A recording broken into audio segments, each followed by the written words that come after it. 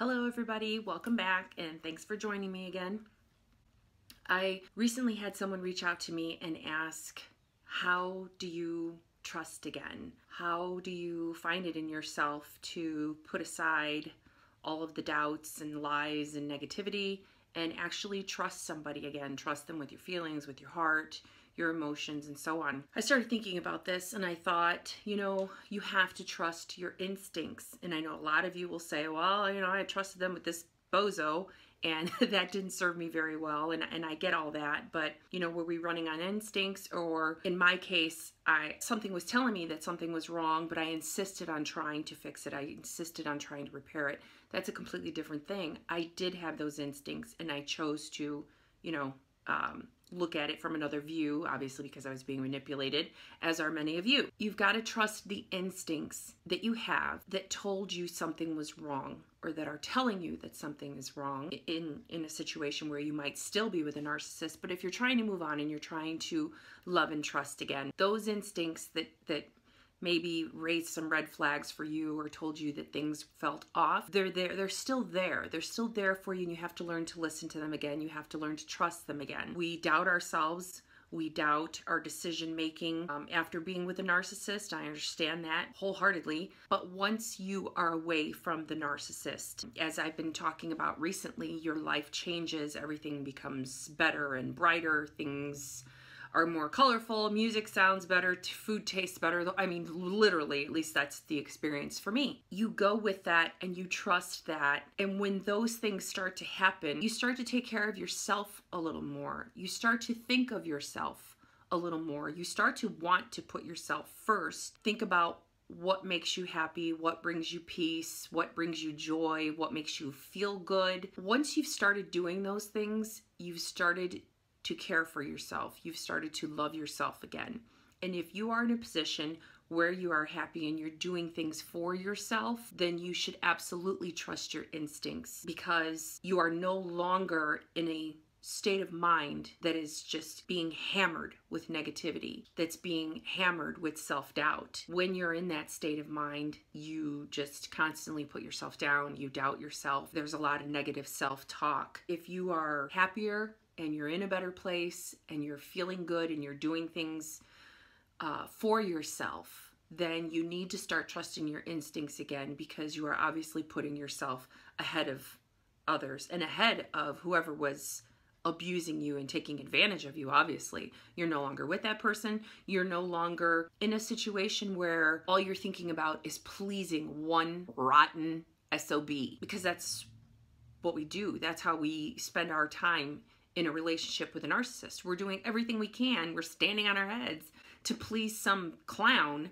that doesn't appreciate us, that will never appreciate good things, that will never be able to love. When you're out of that and you're away from that and you're, again, putting yourself first and putting your feelings first and doing things that make you happy, that make your soul happy, then you have to start trusting your instincts again and start trusting your emotions. If someone wants to be in your life and they're making an effort to be in your life and to be good to you, you proceed with caution, but you have to start opening up. Another part to all of this is an email that I received recently from a person saying that, they've been on the receiving end of narcissistic abuse for so long that they've completely shut down. They're just numb. They're just gliding through life. No feelings, nothing whatsoever. They've just checked out emotionally. That makes me so sad. That breaks my heart. That is such an extreme that none of us should ever come to. If you are away from that person, that abuser, that narcissist, that's fantastic. But don't close up and don't shut down. Don't cut yourself off from the world because you simply can't find it in yourself to love and trust again. I know how difficult it is. I know what a challenge it is to believe people when they say nice things to you, to believe people when they give you a compliment, to believe a person when they speak to you from their heart. I know how difficult that is. If you close up shop and just close yourself out from the world, you're letting the narcissist win.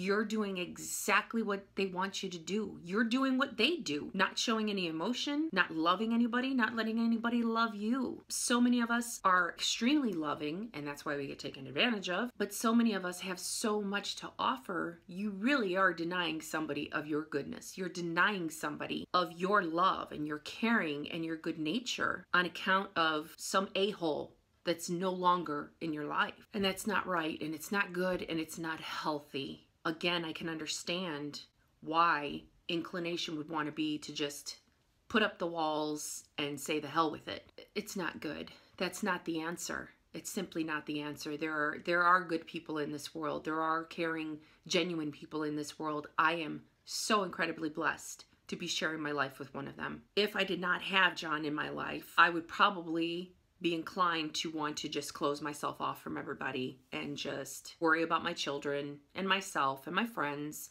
but not let a love into my life. I believe that. I can totally understand. I could totally see myself taking that stance. But I let him in, and I love him wholeheartedly, and he takes care of me, my physical well-being, my soul, my happiness, my mind. He nurtures all of it. It took a lot of self-talk. It took a lot of talking to my therapist to want to accept that and to not say, you know, oh, I'm a terrible person. I don't deserve that. I don't deserve the love that this wonderful man wants to give me. When I think back to the days when I would sit there with my therapist and say that I wasn't deserving of it, that's absolute lunacy. That's nothing but that a-hole ex of mine in my head. That those are his voices echoing, telling me I'm not good enough. And that's the furthest thing from the truth. Well, that doesn't only apply to me. That applies to anybody that's been in that position. That applies to anybody that's been taken advantage of and abused and unloved. You know, it's all about getting rid of those voices and getting rid of that negativity. It took a lot of self-talk. It took a lot of self-talk to get me past the negatives, to get me past the doubts, to get me past times when I was triggered to think, oh, maybe he doesn't, the man I'm with now, John, maybe John doesn't love me. Maybe he's out philandering. Maybe he's this, maybe he's that. It takes a lot of self-talk to trust again, just the way it takes a lot of self-talk to heal. In the beginning, the invasive thoughts were constant. Doing dishes, making the bed, doing laundry, making a meal. I don't care what I was doing, there were invasive thoughts. I know a lot of you know what that's like. You either dealt with it or you are dealing with it. It's part of the healing process. It's like torture. And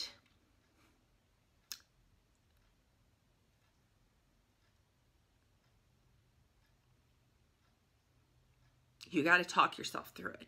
You have to constantly remind yourself that that's not your voice that you're hearing. You're hearing somebody else's voice. You're hearing your ex-wife's voice or your ex-husband's voice, ex-boyfriend, mother, father, whoever the narcissist in your life is. That's their voice. It's not yours. And so you talk to yourself. I needed a lot of self-talk, and I still do from time to time. I don't necessarily talk out loud. I know some people do, and that's okay. And I probably should. Maybe it would have worked a little more effectively had I talked out loud. But in my head, I had to constantly say, no, that's not how it is anymore. That is not how it is anymore. And so when it came to John, if something triggered those feelings, and I had some kind of doubt, or my imagination started to run wild when he was on a trip and working, I had to stop and tell myself, okay, why am I having this thought? Is there any validity to it? Has he given me reason to feel this way? Has he given me reason to question him or his integrity or his love for me? It's just this ongoing chain of questions and self-assurance. We have to reassure ourselves constantly. And it's one of the hardest things you'll ever have to do. You just have to do it. You got to start somewhere, and it's constant. I can't emphasize that enough. It takes so much, but it'll happen, and things will get better, and you will get out of that negative frame of mind. You'll stop doubting yourself, and you'll stop having those crazy thoughts, and trying to apply them to a good, loving, genuine person. You'll learn to sort it all out. Your sorting skills will improve. And you'll say, no, no, no, no, no. This thought applies to this joker, doesn't belong over here with this person. They don't fall under that category. Little by little, you become a loving, trusting person again. It just takes time. And you have to trust yourself. If you're loving yourself, if you're thinking of yourself and your own feelings, trust your instincts while you're at it. A lot of self-talk. A lot of self-talk. I can't even tell you. Good therapist. I see mine every week. I hope that answers some questions. I hope it gives you something to think about. I hope that it makes you trust yourself and trust your decision making and your instincts again. You're no longer with a narcissist. If you trusted yourself to remove that person from your life, then trust yourself to let somebody else back in. Someone who deserves it. Give them a chance to prove that they deserve it. Don't just let anybody wander on in. And if you mean enough to them, they will. Thanks for watching.